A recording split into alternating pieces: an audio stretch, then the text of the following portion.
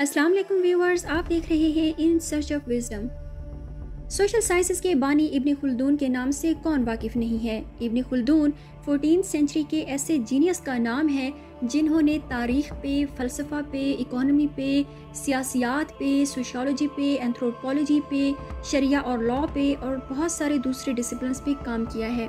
Sociology और history से related इब्न खुल्दून के काम को अगर देखा जाए तो अपने मुकदमा में बार बार वो ज्यूइश हिस्ट्री की एग्जांपल्स देते हैं, बल्कि वो खुद लिखते हैं कि यहूदियों की तारीख सबसे बेहतरीन मिसाल है सोसाइटीज़ की ऑर्गेनाइजेशंस को समझने के लिए और सिविलाइजेशंस के राइज एंड फॉल को समझने के लिए, क्योंकि यहूदी ही वो लोग हैं जिन्होंने तारीख में सबसे ज़्यादा खाना बदोशों वाली ज़िंदगी यानी सहराओं वाली ज़िंदगी भी गुजारी है और सबसे ज़्यादा सिविलाइज्ड लोगों वाली यानी शहरी ज़िंदगी भी गुजारी है।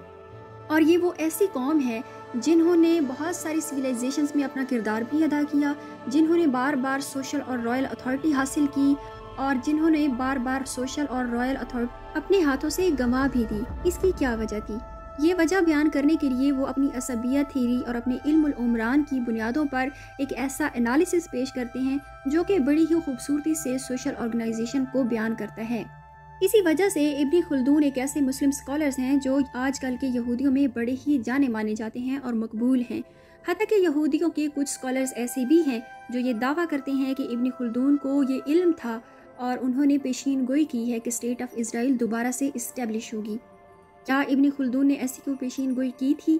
आज हम अपनी वीडियो में यही सब डिस्कस करने वाले हैं। So let's get started. Ibn Khaldun के बहुत सारे जो दूसरे मज़ामीन हैं उनमें सोसाइटी को समझना और हिस्ट्री और सोसाइटी को जो उन्होंने एक साथ रख के एनालिसिस किया है अपने मुकदमा इब्न खुल्दून में, वो बड़ा ही खूबसूरत है। इब्न खुल्दून की असबिया थ्योरी को समझने के लिए ज्यूइश हिस्ट्री से वाकफियत होना भी लाजमी है। इब्न खुल्दून कहते हैं कि यहूदी बार बार सिविलाइज्ड हुए और बार बार इन्होंने सहराई ज़िंदगी भी गुजारी, और ये कहते हैं कि असबिया जो है इसको हम एक ग्रुप फील या सोशल सॉलिडेरिटी या एक जो किनशिप की बॉन्डिंग है उससे एक्सप्लेन कर सकते हैं। और इब्न खुल्दून के मुताबिक असबिया किनशिप पे कायम होती ही है, मगर इसको अगर रिलीजियस सपोर्ट मिल जाए, अगर रिलीजन की इसको ताकत मिल जाए तो ये डबल कैरेक्टर इसका होता है। ये बड़ा ही अहम किरदार अदा करती है सोसाइटी में पॉलिटिकल अथॉरिटी हासिल करने के लिए। और यहूदी ऐसी कौम है जो अपनी किनशिप तो इनके पास है ही है, और किनशिप वाली असबिया या इनका जो किनशिप का बॉन्ड है वो तो है ही है इनके पास, लेकिन जो इनका रिलीजन है वो इस असबिया को और ज़्यादा मजबूत करता है। इसी वजह से तारीख़ में बार बार इनका फॉल होने के बावजूद बार बार इन्होंने अपनी पॉलिटिकल अथॉरिटी हासिल की। उसकी मिसाल ऐसे देखी जा सकती है कि जैसे ही हज़रत यूसुफ़ अलैहिस्सलाम के दौर में इनके पास पॉलिटिकल अथॉरिटी थी तो आखिर आहिस्ता आहिस्ता इन्होंने इतनी लग्जरी देखी ज़िंदगी में कि वो असबिया या जो इनका सोशल बॉन्ड था या किनशिप का जो बॉन्ड था वो वीक होता चला गया। इब्न खुल्दून कहते हैं कि शहरी ज़िंदगी इंसान को वीक बनाती है, कमज़ोर बनाती है, और जो खाना बदोशों वाली ज़िंदगी है या सहराओं में गुजारे जाने वाली भी ज़िंदगी है उससे इंसान बहुत ही स्ट्रॉन्ग होता है, बहादुर बनता है। मिस्र में हज़रत यूसुफ़ के बाद बनी इसराइल काफ़ी अरसा रहे, लेकिन आखिरकार ये लग्जरीज़ के इतने आदी हो गए कि इनका जो अपना किनशिप का बॉन्ड है या असबिया है वो ख़त्म होती चली गई और आखिरकार इनसे वो अथॉरिटी ले ली गई और ये लोग ग़ुलाम बन गए।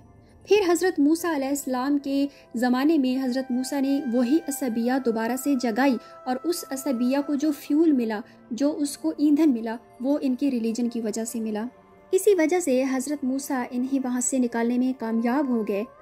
और इब्न खुल्दून ये भी कहते हैं कि 40 साल बनी इसराइल का सहराओं में भटकते रहना इनके लिए सज़ा नहीं थी, बल्कि 40 सालों में अगली नस्ल का मर जाना था और नई नस्ल का आ जाना था, क्योंकि नई नस्ल जब सहराओं की ज़िंदगी में मजबूत और बहादुरी वाली ज़िंदगी गुजारेगी तो वो इतने बहादुर हो जाएंगे कि दोबारा से कनान में दाखिल हो सकेंगे और अपनी सोशल और पॉलिटिकल अथॉरिटी को कायम कर सकेंगे।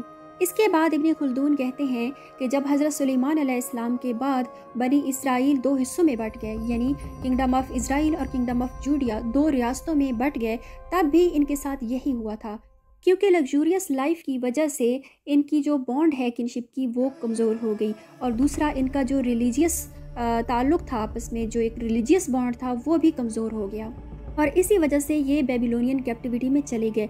फिर हज़रत दानियाल अलैहिस्सलाम आए और उन्होंने दोबारा से रिलीजियस और जो kinship کا bond ہے اسے renew کیا اور پھر سے یہ لوگ واپس آئے اور انہوں نے دوبارہ سے ہیکل سلیمانی کی تعمیر کی اور اپنی پولیٹیکل اور سوشل اتھارٹی کو حاصل کرنے کے لیے جد و جہد میں لگ گئے۔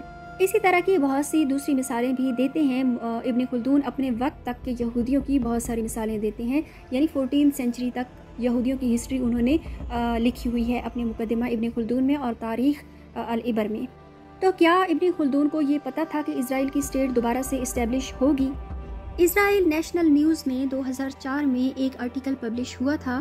اس آرٹیکل کا ٹائٹل تھا "What would ابن خلدون say?" اور اس آرٹیکل کے رائٹر تھے گیرالڈ ہانیمن۔ گیرالڈ نے یہ دعویٰ کیا تھا اپنے آرٹیکل میں کہ ابن خلدون جو ہیں انہوں نے اسرائیل کی ری برتھ کو پہلے ہی دیکھ لیا تھا، اسی وجہ سے انہوں نے بار بار یہودیوں کی ہسٹری سے مثالیں دی اور بار بار اس چیز پر سٹریس کیا کہ یہ لوگ بار بار اپنی سوشل اور پولیٹیکل اتھارٹی اسی وجہ سے حاصل کر سکتے ہیں کیونکہ ایک تو یہ ایک کنشپ ان کی ایک ہے، یعنی ایک قبیلے سے ان کا تعلق ہے، خون کا ریلیشن ہے، اور دوسری چیز یہ ہے کہ ان کا ریلیجن ایک ہے، اور جب یہ دو چیزیں آپس میں میچ ہوتی ہیں، ملتی ہیں، تو یہ انسانوں کو ایک ایسی طاقت فراہم کرتی ہیں کہ وہ سوشل اور پولیٹیکل اتھارٹی حاصل کر لیتے ہیں۔ لیکن ابن خلدون نے اپنے مقدمہ میں ایکسپلیسٹلی یا واضح طور پر کوئی ایسی پریڈکشن نہیں کی۔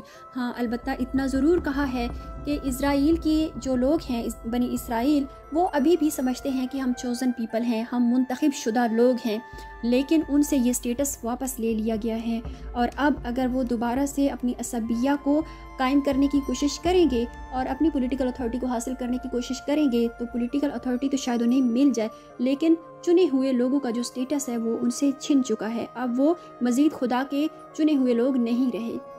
امید ہے آج کی ویڈیو سے آپ کو کچھ نیا سیکھنے کو ملا ہوگا۔ میرے چینل کو سبسکرائب کیجئے، ویڈیو کو لائک کیجئے اور اپنا فیڈ بیک دینا بالکل بھی نہ بھولیے گا۔ Thanks for watching. اللہ حافظ۔